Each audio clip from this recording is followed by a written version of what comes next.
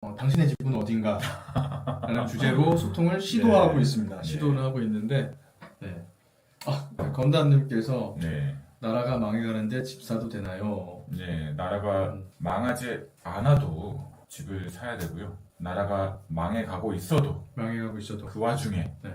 집을 사는 게 맞습니다. 그런가요? 나라가 망해가도.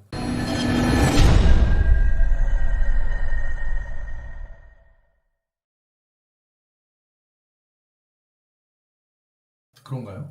나라가 망해가도. 아, 그럼요. 저는 이제 이렇게 생각을 했어요. 미래는 알 수 없는데, 네, 경기가 어려울 때도 있고, 정말 정치 경제적인 이런 현상을 제외하고도, 정말 나라가 이제 지금 말씀하신 것처럼 나쁜 말이지만, 네. 망한다. 이런 상황이 올 수도 있는데, 음, 저는 이제 희망적인 쪽에 걸고 살아가는 게 맞는 것 같아요. 희망. 네. 네. 나라가 망하지 않는다는 방향에, 음, 저 같으면 그렇게 하겠습니다. 네. 또 좋은 말씀이시고요. 네. 망해가는데도 집을 사야 된다라는 그 의견에 대한 아, 어떤 근거를 좀. 일단 첫 번째 결과론적으로 좀 이렇게 말씀을 드릴게요. 네. 부동산 가격은요. 그러니까 일단 그 질문 자체가 나라가 망해간다는 것은 경제가 안 좋아지고 있다는 거죠. 경제가 안 좋아지면 이꼬르 뭡니까? 부동산은 당연히 가격이 어떻게 돼요? 떨어지겠죠? 틀렸습니다. 예. 여러분, 그렇게 당연하게 생각하는 야. 것 자체가 이렇게 유도 질문에도 예, 좋습니다. 쉽게 뒤집어 주세요. 예, 고정관념을 네. 갖게 된다는 겁니다. 음, 경제가 망하면 부동산도 망한다. 가격이 하락할 수밖에 없다. 아닌가요? 그와 반대로 반대로 경제가 좋으면 무조건 음. 부동산 가격이 음. 상승하는 걸까요? 그렇지는 않겠죠. 왜냐하면 일단 수요 공급이 먼저 첫 번째 법칙이기 때문에. 네. 근데 일단은 망해가는데 부동산 가격이 하락하지 않는다라는 예. 얘기에 대해서 좀 교육을 좀 부탁드릴게요. 그 부동산 가격은요. 경제에 따라서 이게 비례 관계가 아닙니다. 아, 그래요? 예. 그러니까 잘못된 일반 분들이 잘못 알고 계시는 부분이 가장 큰 오해하는 그 지점입니다. 경제가 언제 한번 막말로 좋은 적이 있었습니까? 상대적으로 봤을 때는 지금이 굉장히 침체기고 경제가 점점 안 좋아지는 것은 사실인데 경제가 좋았던 적이 언제예요? 자영업 하시는 분들한테 제가 10년 전에도 그렇긴 해요. 예, 자영업자 100명한테 물어봤습니다. 100명한테 경제가 지금 좋습니까? 10년 전에도 최악이라고 했어요. 그건 맞아요. 예, 정말 IF 이후에 처음 느껴보는 최악의 경제라고 10년 전에도 제가 100명 자영업 하시는 분들한테 똑같이 질문을 했었거든요. 근데 전부 다 100명 다 똑같은 이 말을 했었습니다. 그때도 안 좋았고요. 5년 전에도 안 좋았고요. 지금은 역대급이라고 합니다. 예, 근데 실제로 또 안 좋아지긴 하는데 그렇다고 하는 것은 그러면 중간중간에 부동산 가격도 올라간 적이 많이 있었는데 이전 사이클에서 그러네요. 문재인 정권 때 엄청나게 올랐잖아요. 그건 이전 사이클입니다. 이번 사이클이 아니고 이전 사이클에 그때 많이 올랐을 때 그럼 그때 경제가 항상 엄청나게 호황기였겠네요. 그러게요. 네, 그러니까 그게 화나셨어요? 아닙니다.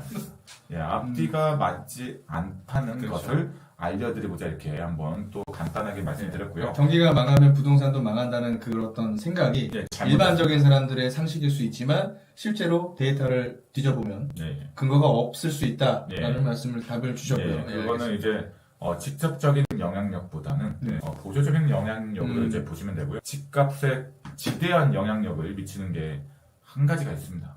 경제보다 더 영향력을 더 미치는 공급 아닌가요?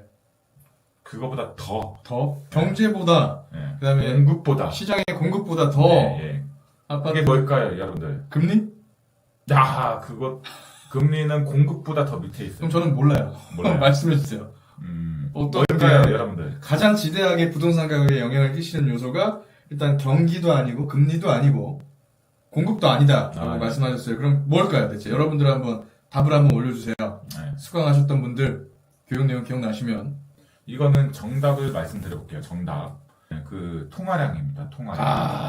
네, 통화량 대비 부동산 가격이 기가 막히게 올랐다 내려갔다 하면서 가격이 맞춰지는 겁니다. 야 이거 네, 통화량이 매년 증대가 되고 있죠. 그러면 그렇다는 것은 매년 올라간다는 것은 부동산 가격이 매년 올라가야 되는데 그렇다고 하면은 또 왜 부동산 가격이 매년 올라가지 않느냐 또 이렇게 반문할 수 있는데 그건 또 당연한 겁니다. 왜? 그건 또 일반적인 재화가 아니고 그 재화에 또 가치가 담겨져 있는 또 자산의 부분에 해당되는 거 아닙니까? 그 자산은요 통화량이 올라가면 또 똑같이 또 자산에 영향을 미쳐서 똑같이 올라가는 게 아니고 시간차로 둬가지고 원래 매년 기준가만큼 똑같이 올라가야 되는 게 이론상 맞는데 실제 하지만 실물 같은 그 자산의 경우 부동산은요 이렇게 기준가보다 더 많이 올라갈 때도 있고요. 어느 시기에는 폭등력을 해서 투기 수요가 막 몰리면 기준가보다 많이 올라가는 시기가 있잖아요. 그럴 때는 와 그게 거품이다,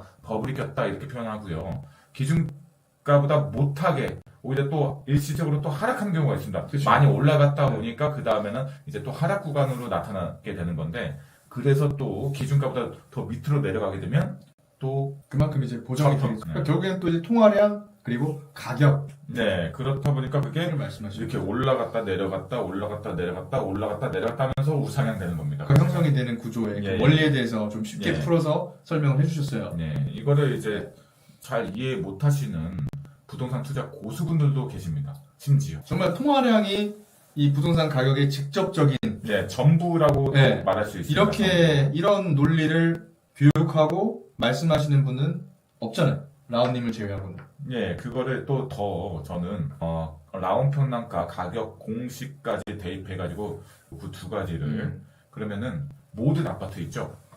특히 여러분들이 갖고 있는 아파트나 투자하고 싶은 아파트를 딱 잡아가지고 연도별로 가격을 알아낼 수가 있어요. 그러니까 과거에 뭐 예를 들어서 나는 17년도 가격을 알고 싶다. 그럼 17년도 가격을 보지 않고도 맞출 수가 있다는 거예요. 얼마의 실거래가 이루어졌겠느냐에 대해서 예.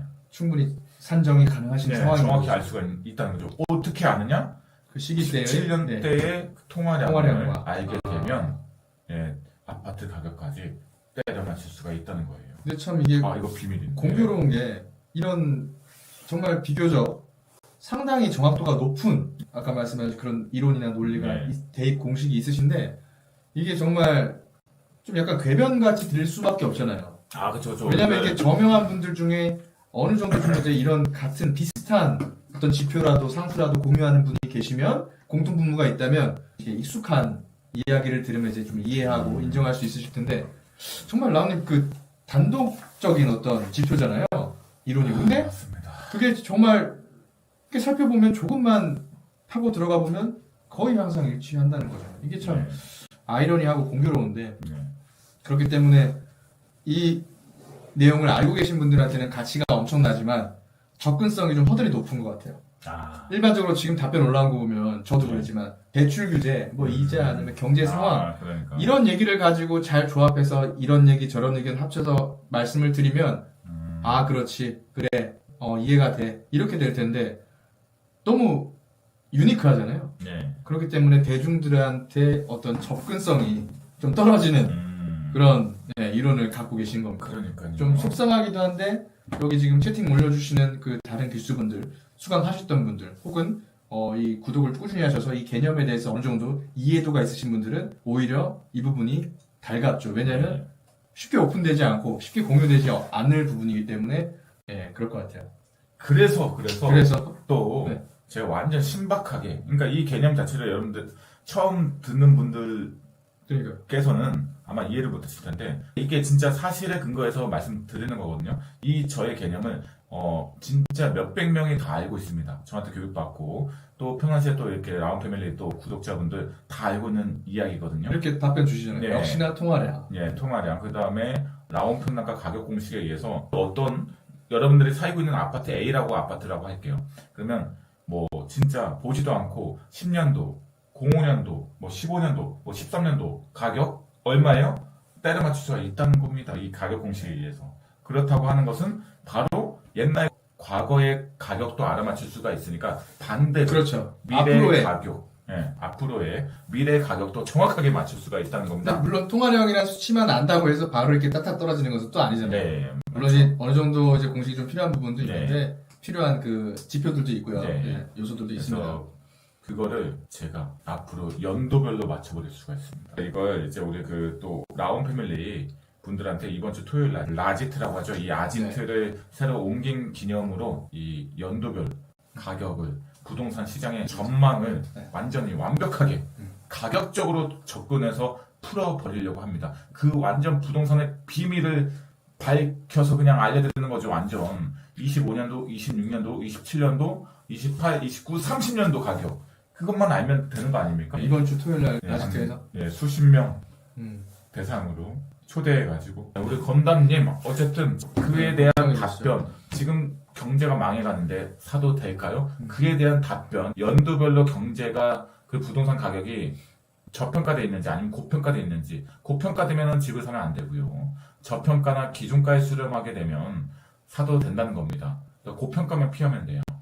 그러니까 지금 거시적인 지표에 따라가는 것만이 정답이 아니고 네. 지금 말씀하셨던 저평가, 고평가 예, 라는 가격 분석 예. 이런 자신만의 지표가 더 필요한 시점이다 예, 라는 그래서 말씀 주신 거고 기준가 정도에 수렴한다는 것은 그것도 사도 됩니다. 그래서 지금 정확히 말씀드릴게요. 현재 이 24년도 하반기는요 저평가도 아니고요 고평가도 아니고 그러니까 비싼 것도 아닙니다. 지금 부동산 가격이 하락하려면 부동산 현재 시점에 그 가격이 나온 가치보다 더 비싸야 하락하는 거 아닙니까? 그렇죠.